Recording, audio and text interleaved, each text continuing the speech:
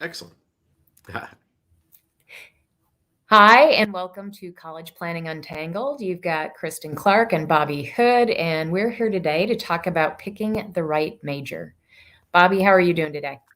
Just great. Yeah, it's that time of year, isn't it, where we all, I think, those who aren't in college, we think about our plans for next year, and you start kind of deciding to get organized and things like that. And I think when students are home from break, they might be thinking about their major, or maybe they need to pick a major, maybe they want to change majors. So yeah. Well, we definitely have downtime, right? Hmm. Where you've got 2 weeks, sometimes 3 weeks, where the kiddos are home and boredom ensues. And it sometimes is a good idea to, maybe go out for a lunch or a dinner and start talking about some of these big ticket items that are coming up, that Hmm. either ticket items either with cost or, you know, things that may trigger some anxiety or those things Hmm. that, you just have to make a big decision. So, Yeah. yeah. So for your high school student, picking the right major is looming. And for Hmm. your college student, they might be coming home and saying, Mom, I think I need to change my major again. Yeah. So, yeah. Yeah, absolutely. And I think it's really easy to, if you haven't thought about it, if you haven't planned for it, like that conversation can blindside you, and then you might just like knee jerk react and say something that isn't what you mean to say, and then that would sound negative, and that can influence a kid's decision. So you It need to think. can. Yeah, and I'll tell you, Bobby, I love to throw out my facts. So, Yeah. um, 2/3 of students say that this is the most stressful part of planning for college. Hmm. And I think personally, part of the stress is this: there's no deadline for this. Hmm. There's no, you got it right. There's Right. no, here's the score you got because you picked this. This is really all on them, to, Yeah. to really figure out. And there's a lot of fear around making the wrong decision. Oh, for sure. I remember how, I mean, I changed my major several times. I remember being very stressed about it. I'm like, how am I supposed to pick? I kind of like this. I kind of like that. I don't know. I didn't know what it would mean career wise. I had no idea what I was doing. And I think a lot of people they just feel pushed to do something. And so they just choose something. I always was jealous of the people who like knew from the gate, like what it was they wanted to do. I know, I right? I wasn't that still person. bow to those kids, the ones that are like, "I know what I want," and they go for it, and it's the right thing. But that is a very small percentage. It's about Absolutely. 5% of kiddos that just know what Mhm. they're gonna be when they're, like, 5 or 10 or 12. Right. Yeah, so, yes, I am so jealous of those people. Absolutely. Yeah, it takes a lot of the stress out of it. Mhm. Um, so, as you said earlier, this kind of can be a little bit challenging for parents too, because they don't really have a good idea as to how to direct their kiddos to Mhm. pick a major. And, one of the things that I always tell parents is the last place to look for a major is in the book of majors. Don't go to that list. Don't go there. Yep. Um, if they can have conversations with their kiddo about a career path, Mhm. that's really the place to start, because once you figure out a career path, everything else in the college planning process falls into place. Yeah, that's absolutely right, and I think so few people do that. They don't I mean, well, because they don't know how to talk about a career path. Uh, I guess people, don't really know, they don't think about it, but they maybe think it goes in reverse or something. It's like, go try a major, and if you like it, then that's your career path, right? But instead, yeah, you need to figure out what you want to do, what would make you happy, what your strengths are, what your preferences are. Yeah. Yeah, and I think the challenge that we see out there, Bobby, is we're not having the conversations, Hmm. because I don't know Yeah. why. It's hard. It's a tough Hmm. subject, because I do see the fear of, oh my gosh, I'm picking this thing and that's what I'm going to say that I'm doing for the rest of my life.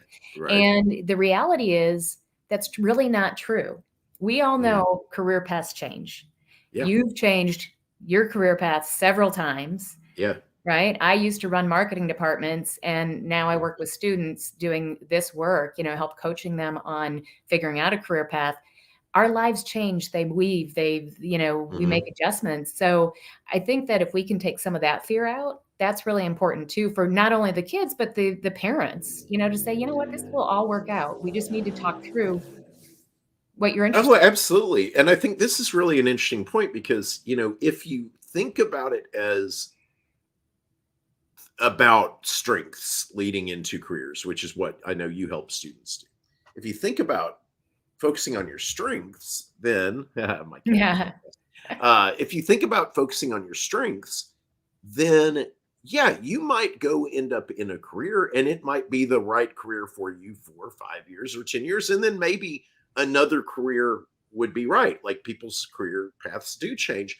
But if you did choose a career that was good for your strengths, then you're building your strengths. You are building experience that will be valuable in that next career. All those things. It still is all completely relevant. It doesn't mean that you're choosing, I'm going to do this exact thing for 50 years, right? But it means you're choosing, just like with choosing a college itself, you're picking a place where that is going to build to your strengths and you're going to be happy and comfortable doing it, You're right. right? You're picking a starting point is what you're doing. Mhm. Yeah. So today, right, if you can look at this and say, okay, here are where my interests lie today, Mhm. and I'm laying my strengths over those as well, Yeah. then the next thing you choose, it might be an adjustment. It doesn't Mhm. necessarily have to be the pendulum swing of, I'm going to be a marine biologist. Nope, I think I'll be a teacher. Well, you Mhm. know what? That's not working out. Maybe I'll get into business. If you can have a starting point of some place that's a little bit more tied to your interests, Mhm. then that's probably something you're going to stick with and you're going to be interested in, and you're going to want a job in that field, right? Yeah, absolutely. And I think you made this point you recently to me. You talked about that you're not picking this exact thing. You are narrowing the pie chart down to this angle, right? To this slice. And there are a million possibilities in that direction, but you're getting yourself facing in the right direction and picking the right starting point that is going to work well for you. That will give you the most range of options as you move forward of things that are likely to be things that you'd be comfortable with or happy doing. Absolutely. Yeah, and what Bobby's referring to is we always laugh about my Mhm. really technical graph that I do. Right. But if these are all the career paths that you could ever go down, if you can get down into this pie shape, now when you go to college, you can bounce around in that pie shape and Mhm. do what college is supposed to do, and that is to expose you to all these really cool opportunities within the pie shape so that towards the end of college, hopefully that starts to narrow a tad bit, and then you Mhm. kind of know what's the first job, that looks the most interesting right now within that course of study, because you've gotten to try out all these really cool things. You've gotten to do the internship. You've gotten to do all these fun, um, have all these fun experiences. Yeah, absolutely. So if it's winter break, right? Students are home from college, you suddenly find yourself in this conversation. So what should a parent do like right now when that happens? Like Okay, what's the best way to proceed?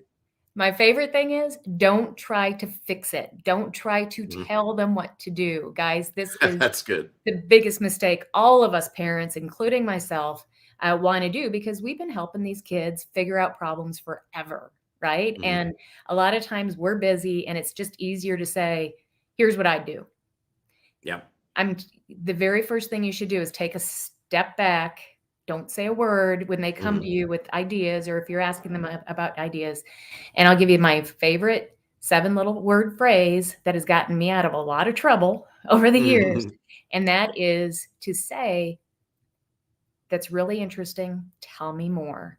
And let Mhm. them kind of unload their ideas and be very open to that.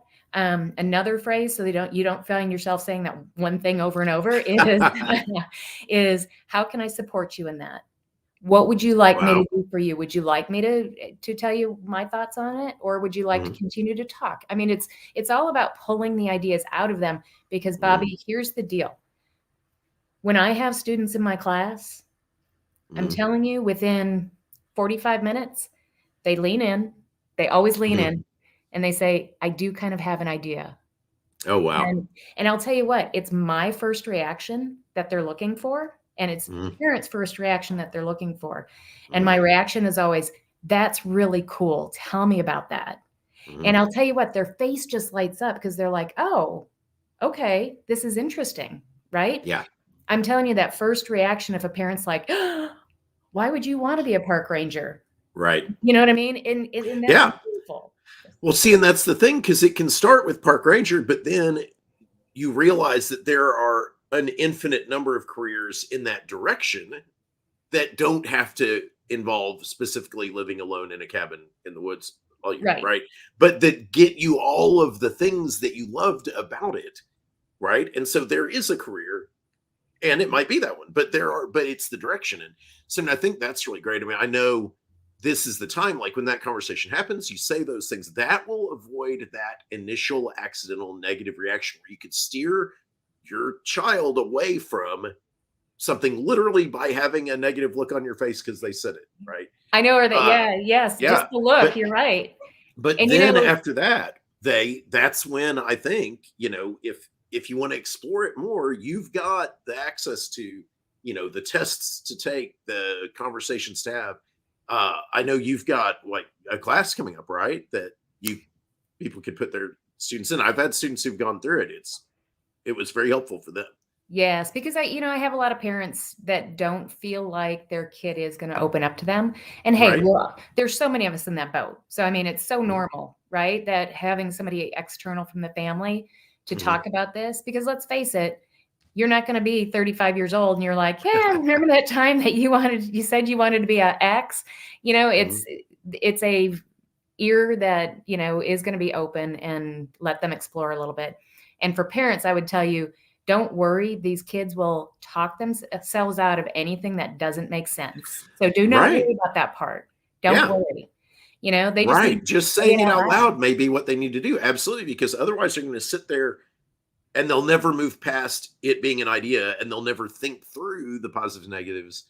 Yeah, if they just I am sure that if you just say, "Tell me more about that," and if it is something that doesn't make sense for them, they're probably gonna talk themselves straight through it and out the other side and be like, "Oh, actually, maybe I don't wanna do that."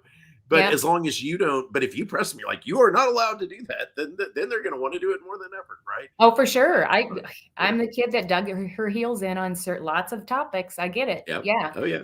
Yeah, so, that I think it's really important, for families to really just be open, just Mhm. let the conversation happen. And these again, it's the perfect time of year because you have time to kind of go back to it. Mhm. The other thing that we talk about a lot is don't force these conversations either. Mhm. You know, Yeah. if they're not ready, that's okay. I had a student go through my course and he said, he's like, "Christian, I just don't have anything that is coming to mind that I think I want to Mhm. do." Okay. We got to a point, Bobby, where he started talking about sports. He Mhm. did the same thing. He leaned in, his voice went up, Yeah. his face lit up, and he just was talking about sports. And I was like, "Dude, why are you not talking about going into a career with sports?" And he's like, Right. "I'm a terrible athlete." And I'm like, "There's so Yeah. many more opportunities. If you love being around that atmosphere, there's so much more out there." Oh, And yeah. yeah, and then we looked at his strengths, and all of his strengths were around people and Mhm. relationships. And what is fun is then we got to explore different things like being a sports psychologist or Yeah. being in a sports facility around all the people that are dealing with sports. So it opened Mhm. our thoughts to what could you do with that? Yeah. And it made a huge difference for him. Absolutely, and again, like I was saying before, yeah, there's an infinite number of careers. Even after you take out you don't have to have athletic skill, there are an infinite number of different careers, and that's what's so funny is, like, it's not it's not that's why you need to start with major, right? Because it's not or it would start with career, because you can't start with the major book because you can be an accountant in athletics, you can be a lawyer in athletics, you can be a trainer in athletics, right? Every like right? And so if the interest is in athletics, then you start saying, okay, that plus strengths, okay, where do I want to be? And yeah, oh, that's so fascinating because you can't just pick them like any major could do that. You know, that's fascinating. I hadn't really thought of it that way, but that is No, and I love that's those really interesting. conversations though. I love getting to that, seeing their eyes light up.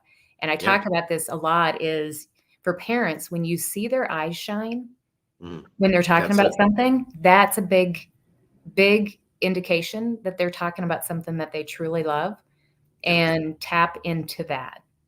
So, Absolutely. yeah. Oh, that's amazing. Yeah, so I do have some classes starting up. I will put those into the chat after the live Excellent. is finished. And Bobby and I tell you guys this all the time. If you have any questions about the college planning process, Mhm. please reach out to either of us. Bobby is, I think, one of the best ACT, SAT coaches out there. And I love how he works with his students. Reach out to him for that. He's also I don't remember, remind me of the official title with the admissions. Oh, just yeah, college admissions consulting. I do some work with that as well. So yeah, I Yeah. can answer those questions Yeah. And if we can't do something, we've got lots of resources that we can get you in touch for with sure. to help you with this because our sole purpose is to help simplify this college planning process for families. Absolutely. All right. Thanks, Bobby. This is great. Talk to you next time.